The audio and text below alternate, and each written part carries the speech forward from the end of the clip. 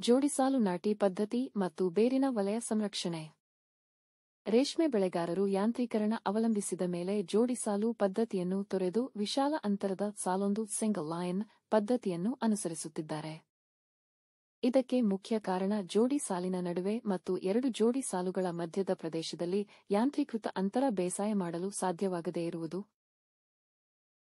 Paired row. Paired row. ಅತಿಯಾದ ಉಳುಮೆಯಿಂದ ಹಾಳಾದ ಮಣ್ಣಿನ ರಚನೆ. ಇದು ಕೇಂದ್ರೀಯ ರೇಷ್ಮೆ ಸಂಶೋಧನಾ ಸಂಸ್ಥೆ ಮೈಸೂರು ಇವರಿಂದ ವಿ1 ತಳಿಯೊಂದಿಗೆ ಶಿಫಾರಸು ಮಾಡಿದ ಪದ್ಧತಿ. ಇದರಲ್ಲೇ ಹೀಗಿದೆ. ಜೋಡಿ ಸಾಲಿನಲ್ಲಿ ಸಾಲಿನಿಂದ ಸಾಲಿಗೆ 3 ಅಡಿ ಮತ್ತು ಸಾಲಿನಲ್ಲಿ ಗಿಡದಿಂದ ಗಿಡಕ್ಕೆ 2 ಅಡಿ ಹಾಗೂ 2 ಜೋಡಿ ಸಾಲುಗಳ ಮಧ್ಯೆ 5 ಅಡಿ. ನನ್ನ ಅಭಿಪ್ರಾಯದಲ್ಲಿ ಇದೊಂದು ಹಿಪ್ಪುನೇರಳೆಗೆ ಅತ್ಯುತ್ತಮ ನಾಟಿ ಪದ್ಧತಿ. ಟ್ರಾಕ್ಟರ್, ಮಿನಿ ಟ್ರಾಕ್ಟರ್, ಟಿಲ್ಲರ್ ಉಳುಮೆಗೆ 2 ಜೋಡಿ ಸಾಲುಗಳ ಮಧ್ಯದ ಅಂತರವನ್ನು ಈಗ ಸಿಂಗಲ್ ಲೈನ್ ಪದ್ಧತಿಯಲ್ಲಿರುವಂತೆ 7 ಅಥವಾ 8 ಅಡಿಗೆ ಹೆಚ್ಚಿಸಿದರೆ ಆಯ್ತು, ಸಮಸ್ಯೆಗೆ ಪರಿಹಾರ. ಪುನಃ ನೀವು ಕೇಳಬಹುದು, 2 ಸಾಲಿನ ನಡುವೆ ಅಂತರ ಬೇಸಾಯ ಹೇಗೆ ಎಂದು. ಅದಕ್ಕೆ ಹೀಗಿದೆ ಉತ್ತರ. ಜೋಡಿ ಸಾಲಿನ 2 ಸಾಲುಗಳ 3 ಅಡಿ ಪ್ರದೇಶದಲ್ಲಿ ಅಂತರ ಬೇಸಾಯವನ್ನೇ ಮಾಡಕೂಡದು. ಈ ಪ್ರದೇಶವನ್ನು ಉಳುಮೆ ನಿಷೇಧ ಪ್ರದೇಶವನ್ನಾಗಿ ನೋ-ಟಿಲ್ ಝೋನ್ ನಿರ್ವಹಿಸಬೇಕು.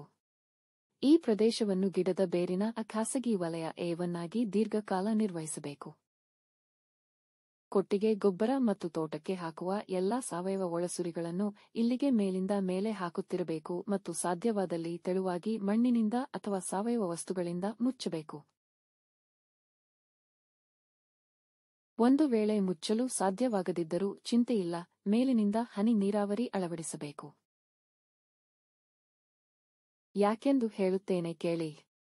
ಈಗ ಅನುಸರಿಸುತ್ತಿರುವ ಸಿಂಗಲ್ ಲೈನ್ ನಾಟಿ ಪದ್ಧತಿ ಯಾಂತ್ರಿಕ ಉಳುಮೆಗೆ ಅನುಕೂಲಕರ ಪದ್ಧತಿಯಾಗಿದ್ದು, ಹಿಪ್ಪುನೇರಳೆ ಗಿಡದ 2 ಪಾರ್ಶ್ವದಲ್ಲಿ ಬೇರಿನ ಖಾಸಗಿ ವಲಯವನ್ನು ಪದೇ ಪದೇ ಕೆದಕಿ ಹಾಳುಮಾಡುತ್ತದೆ.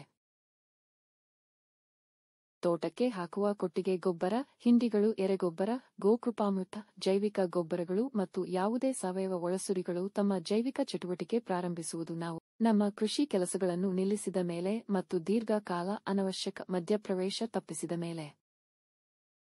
ಅಂದರೆ ಬೇರಿನ ವಲಯದಲ್ಲಿ ಸಾವಯವ ವಸ್ತುಗಳ ಸಂಗ್ರಹ, ಸೂಕ್ಷ್ಮಾಣು ಜೀವಿಗಳನ್ನು ಆಹ್ವಾನಿಸಿ, ಹಿಪ್ಪುನೇರಳೆ ಮತ್ತು ಕಳೆಗಳ ಬೇರಿನೊಂದಿಗೆ ಸಂಪರ್ಕ ಏರ್ಪಡಿಸಿ ಕೊಂಡು ತಮ್ಮಲ್ಲಿಯೇ ಖಾಸಗಿ ವಲಯವನ್ನು ನಿರ್ಮಿಸಿಕೊಂಡು ಪರಸ್ಪರ ಸಂಬಂಧವನ್ನು ಹೊಂದುತ್ತವೆ. ಪದೇ ಪದೇ ಉಳುಮೆ ಅಥವಾ ಕಳೆನಾಶಕದ ಉಪಯೋಗ ಈ ಖಾಸಗಿ ವಲಯವನ್ನು ಘಾಸಿ ಮಾಡಿ ಮಣ್ಣನ್ನು ಅನುತ್ಪಾದಕವನ್ನಾಗಿ ಮಾಡುತ್ತದೆ. ಜೋಡಿ ಸಾಲು ಪದ್ಧತಿಯಲ್ಲಿ 2 ಸಾಲಿನ ಮಧ್ಯೆ ಇರುವ ಮೂರಡಿಯನ್ನು ಖಾಸಗಿ ವಲಯವನ್ನಾಗಿ ನಿರ್ವಹಿಸುವ ಎಲ್ಲಾ ಅವಕಾಶಗಳು ಇವೆ. 2 ಜೋಡಿ ಸಾಲಿನ ನಡುವೆ ಅಂತರ ಹೆಚ್ಚಿಸಿ ಉಳುಮೆ, ಯಾಂತ್ರೀಕೃತ ಕೃಷಿಗೆ ಉಪಯೋಗಿಸಿಕೊಳ್ಳಬಹುದು.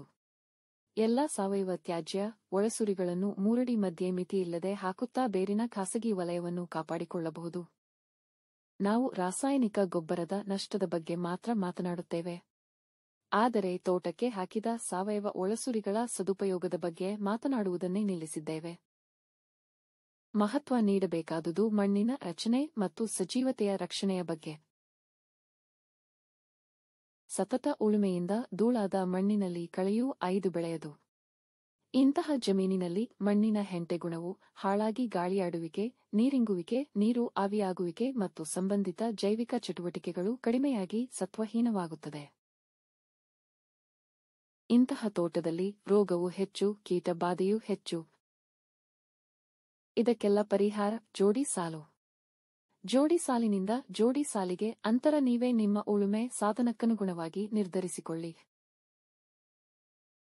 ಇದು 20 ವರ್ಷಗಳ ಹಿಂದಿನ ಮಾತು. ಆನೇಕಲ್ಲಿನಲ್ಲಿ ಶ್ರೀ ಸುಬ್ಬಣ್ಣ ಎಂಬ ರೈತ ಮಹನೀಯರಿದ್ದರು. ಸಾಲಿನ ನಡುವೆ ಕೊಟ್ಟಿಗೆ ಗೊಬ್ಬರವನ್ನು 1 ಅಡಿ ಎತ್ತರಕ್ಕೆ ಮೇಲಿಂದ ಮೇಲೆ ಸುರಿದು ಹನಿ ನೀರಾವರಿ ಅಳವಡಿಸಿದ್ದರು. 2 ಜೋಡಿ ಸಾಲುಗಳ ನಡುವೆ ವರ್ಷಕ್ಕೊಮ್ಮೆ ಮಾತ್ರ ಉಳುಮೆ. ಹಿಪ್ಪುನೇರಳೆ ಬೇರುಗಳು ಕೆಳಗೆ ಹೋಗುವುದರ ಬದಲು ಮೇಲ್ಮುಖವಾಗಿದ್ದವು. ಸೊಪ್ಪಿನ ಇಳುವರಿ, ಗುಣಮಟ್ಟ ಮತ್ತು ಗೂಡಿನ ಉತ್ಪಾದನೆಯಲ್ಲಿ ಯಾವುದೇ ಕೊರತೆಯಿಲ್ಲದ ರೇಷ್ಮೆ ಕೃಷಿಯವರದು. 2 ಸಾಲುಗಳ ನಡುವಿನ ಜಾಗ ತೋಟದ ಅಡುಗೆಮನೆ. ಇದು ಸುಬ್ಬಣ್ಣನವರ ಘೋಷವಾಕ್ಯ. ನೀವು ಯೋಚಿಸಬಹುದು,